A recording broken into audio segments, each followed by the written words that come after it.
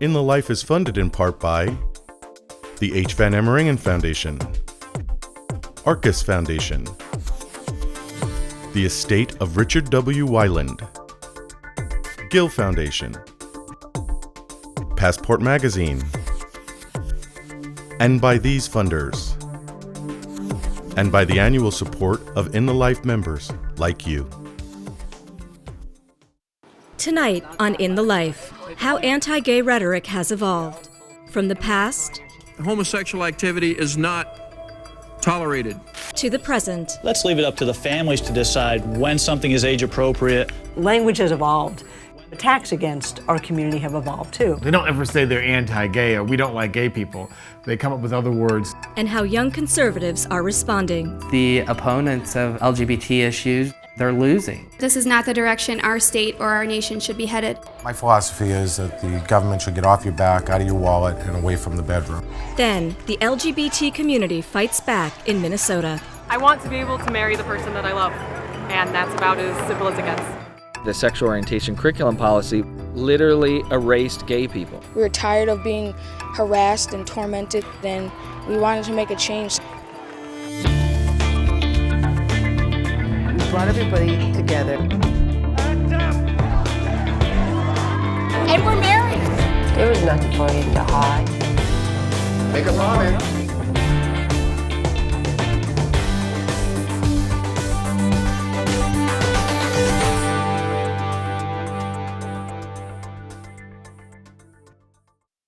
If same-sex marriage is accepted,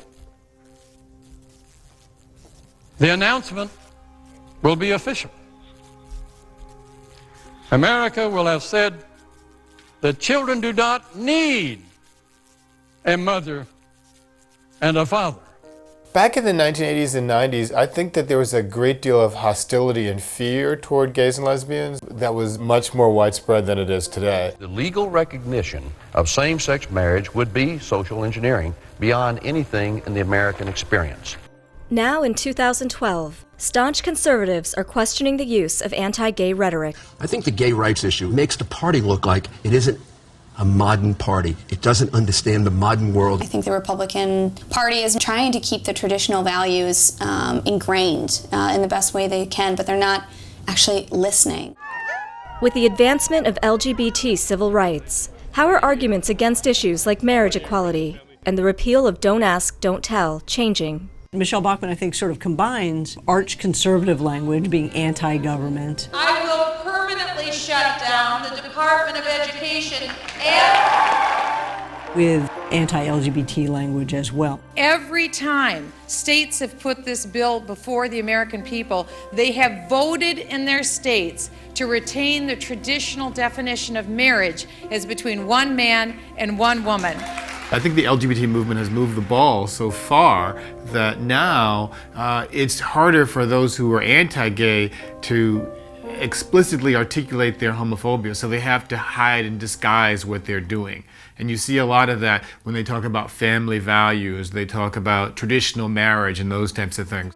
There are sexually confused children who could be pushed into a lifestyle that I don't think is appropriate with that. Language has evolved. The LGBT community and our advocacy has evolved, and attacks against our community have evolved too.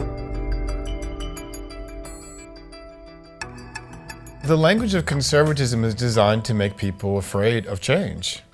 And it's historically been the case for 100 years. When militaries throughout history of the greatest nations in the world have adopted the policy that fine for homosexuality to be overt, they're toward the end of their existence as a great nation. Go back to the 40-hour work week or the idea of having a weekend. That's going to ruin us. It's going to take away freedom from business people. Any type of progressive change, they always said that this would lead to the end of the world. And in absolutely no instance have they been proven right. This is done. With President Obama signing the repeal to end the Don't Ask, Don't Tell policy, conservative 2012 presidential candidates reinvigorated old arguments to support reinstating the ban. You're going to be put them in a very odd and uncomfortable environment. A lot of people, I believe, are going to leave. I think a lot of folks are not going to join who otherwise would have joined, and that's going to hurt our readiness. It's going to hurt our ability to defend this country. The debate around repeal of Don't Ask, Don't Tell absolutely forced people to confront preconceived notions that they had of the gay and lesbian community. And it was in the papers. And there were stories about people who had done heroic things in war and were willing to die for their country, and somehow they weren't allowed to serve with integrity and be honest about who they were. In the years since the repeal, studies have shown the reality of the repeal of Don't Ask, Don't Tell has proven conservative arguments to be wrong. Every indication we've had is things are fine. And even the surveys done by the Comprehensive Repeal Working Group showed that the fear was biggest amongst people who didn't know somebody who's gay. Because what is it? It's fear of the unknown. How far will conservatives take anti-gay rhetoric? Recently, 2 states, Tennessee and Missouri, have embedded anti-gay rhetoric into controversial Don't Say Gay bills, which ban teachers from discussing homosexuality in schools. Conservatives like Tennessee's Stacey Campfield defended the bill when asked about it on CNN. Let's leave it up to the families to decide when something is age appropriate, when it isn't age appropriate, when their children are ready to talk about those issues. Let's leave it up to the families to decide how they want to handle that issue. And in Missouri, State Representative Zach Wyatt had a personal stand to make on this legislation. My name is Zachary Wyatt, and I'm Missouri's 2nd District State Representative. I've served in the Missouri House for the past 2 years. I grew up in a town of a population of about 550, Novinger, Missouri. You know, all of us know everyone where I come from. Agriculture is our #1 industry. My district consists of a lot of conservative people. When I was in high school was when I embraced the Republican Party. I was actually registered as a Republican on my 18th birthday. Yeah, and then saw RSVP for the fair. My big thing is I'm not a one-issue person, and no one should be. We are for fiscal responsibility and smaller government. And that's what led me to come to the Republican Party.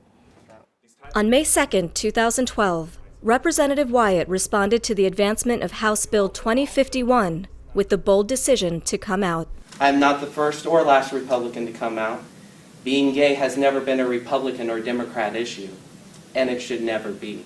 With national attention on the Missouri House of Representatives in regards to House Bill 2051, I'm compelled to still speak out against. When I saw the Don't Say Gay bill, I was angered. It really hurt me to think that a lot of these colleagues that I serve with on the floor actually put their names on this bill. But that anger turned into my actions, and I'm glad that it did.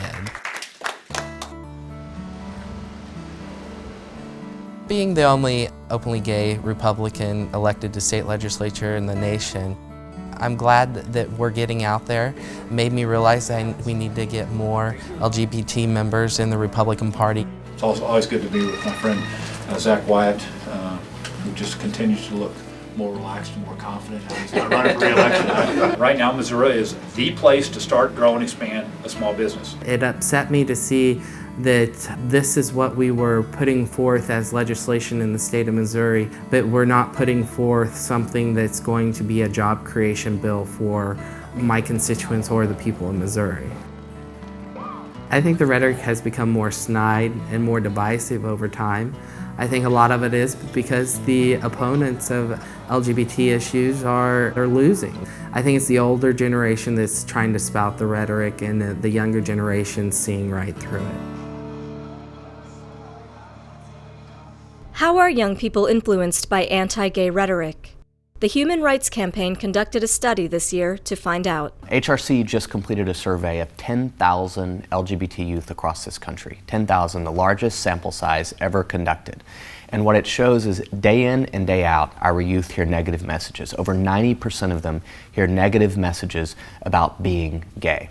And 60% of those hear them from their elected leaders.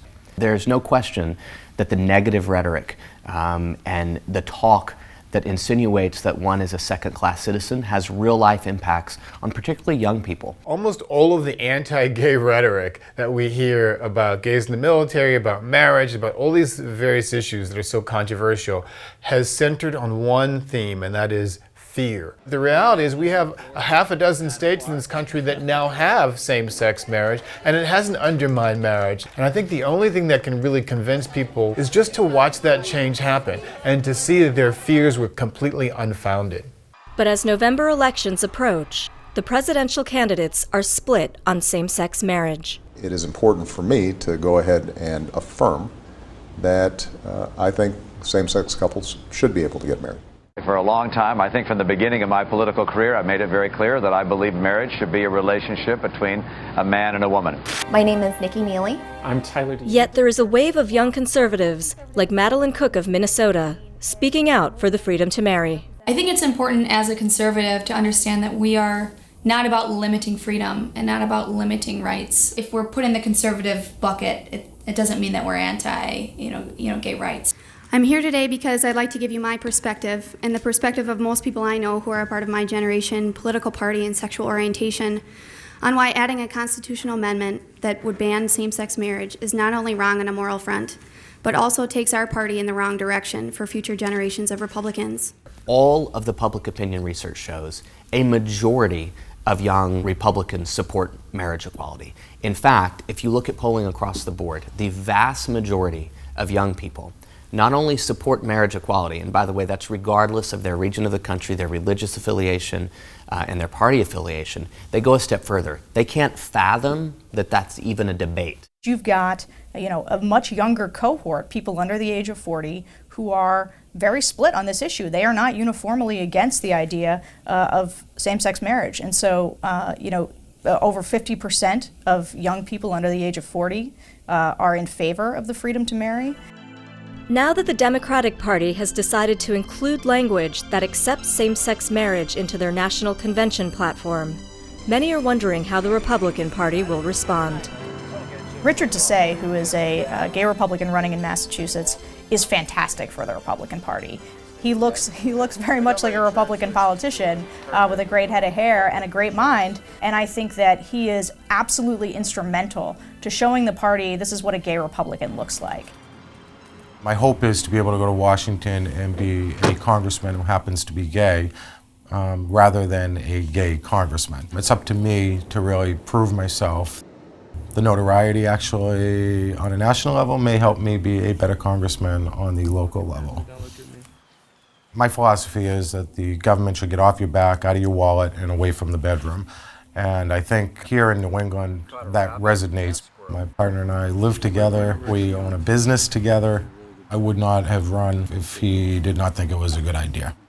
Obviously, the party over the past few years hasn't lived up to what its original purpose was. And the Republican Party was a party that was founded on the basis of equality. Historically, there are trends and waves that take place, and we're in one right now. And I don't think that there's anything that's going to happen that's going to push back the advances that have been made. People will look back 10 years from now and say, well, what was the big fuss about? I think most people understand that we'll never have true equality in this country unless you have people on both sides of the aisle that are willing to stand up when an issue comes up and say, you know what, we should treat everybody equally, we should treat everybody fairly under the law. If I can play a role as part of the Republican caucus, being able to do that, I think I will be able to move the ball a little further along and hopefully pave the way for other people behind me.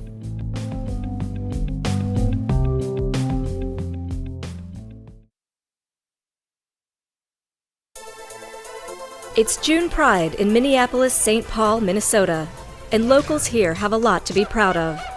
Minneapolis was named the gayest city in America by The Advocate in 2011.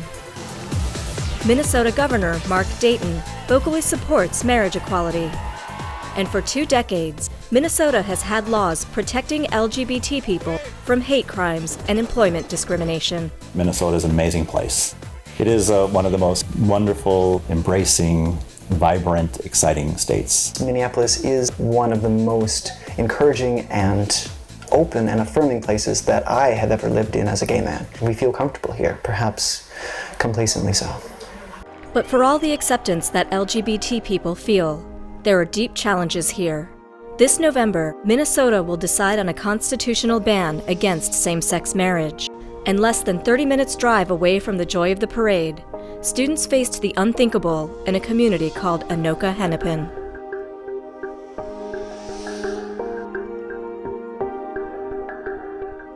Anoka Hennepin is Minnesota's largest school district, located just north of Minneapolis. This could be any suburban school district, but what happened here is anything but typical. A lot of my friends didn't want to go to school. There's a lot of self-harm, a lot of hospitalizations, basically a crumbling of the lifestyle of students in our school district. Starting in 2009, students in Anoka Hennepin began taking their own lives. I ended up trying to commit suicide, and it got very hard. My best friend, Samantha Johnson, took her life November 11th, 2009. I am the mother of Justin Alberg, who died by suicide in July 2010.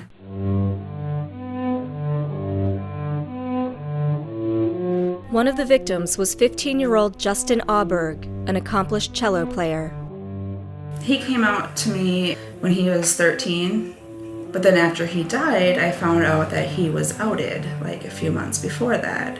And many of his friends told me, like, all of his guy friends, except for one, stopped being friends with him or started teasing him. And these two boys, I guess, grabbed him in a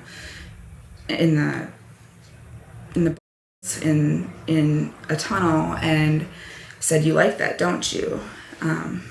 His friend, one of his friends, saw him crying a little bit down the hallway. The next morning, the counselor called the friend down and said, "Did Justin end up telling you what happened?" And she said, "Yeah, things like this happen to gay kids all the time." And she didn't ask any further what had happened. I didn't get a phone call. He told me a few months before he died that, he was told that he was going to go to hell because he's gay. And I'm like, no, that isn't true. God loves everybody. So when you have, your school not really sticking up for you, and you have parents and students telling you this, it's kind of like you lose your hope. Because he believed in God. He would always wear a cross. And thinking back, I don't remember him wearing that cross last few months before he died. From 2009 to 2011, 8 other students had also taken their lives, a total of 9 suicides in the school district. Dr. Daniel Reidenberg, managing director of the Minnesota-based Suicide Awareness Voices of Education, was the first to label the deaths a suicide cluster.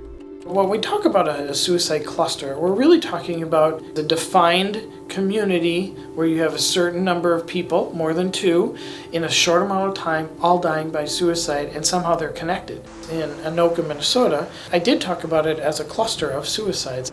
There were many that were afraid to. But the reality is that it's best to identify it and define it as what it was. But what was the common thread? Attorneys at the Southern Poverty Law Center launched an investigation into what was happening. We were talking to a lot of students and families, and I remember one day in particular where I talked to 3 different mothers who had each lost their kid to suicide in one day. And what we were able to confirm is there was a shocking number of suicide deaths. What we also found is there was this hostile anti-gay environment in the school that was contributing at least to some of them. We did find evidence that at least 4 of the students were LGBT or at least perceived as being gay. Jefferson Fitek, an openly gay middle school arts teacher who had grown up in the area, decided to do something about the atmosphere. I really just put the words out to kids that, you know what, you can come into my room in the mornings and you can be yourself. And so we really started to attract a lot of the kids who were, the goth kids, or maybe didn't wear the best clothes, or were maybe feminine or too masculine. And so my room became affectionately known as the land of misfit toys.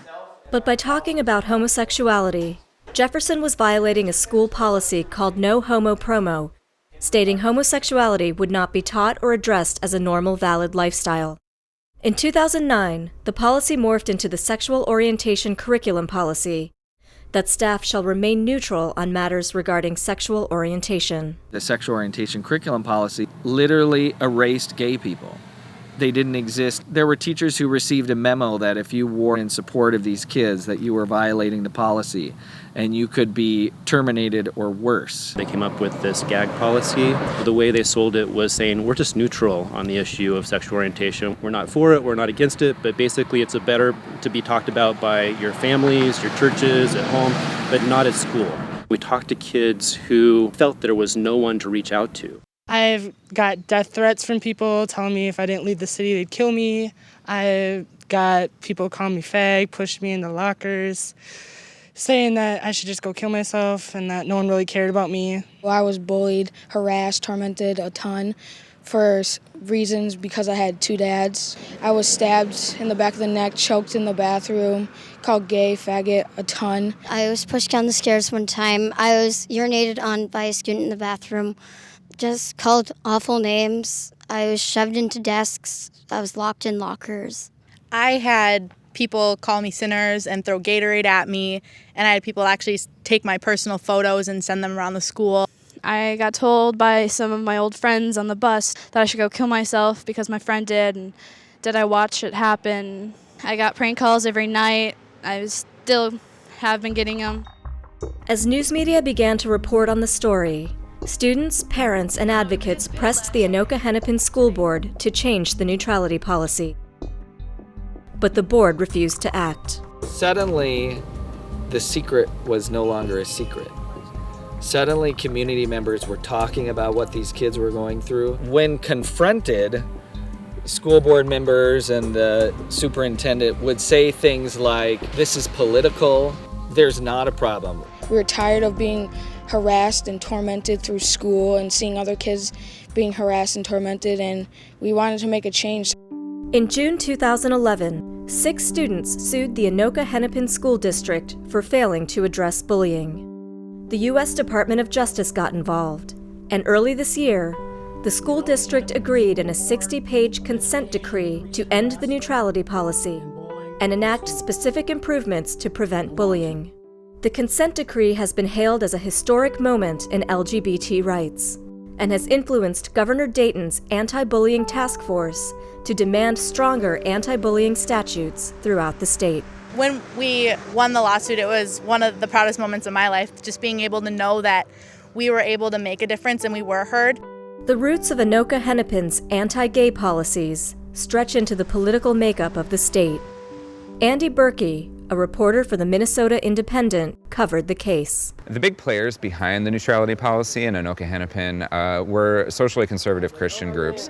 They created a group called the Parents Action League. They rallied at school boards and got involved in the school board elections. And they also worked to get ex-gay therapy references into the classroom.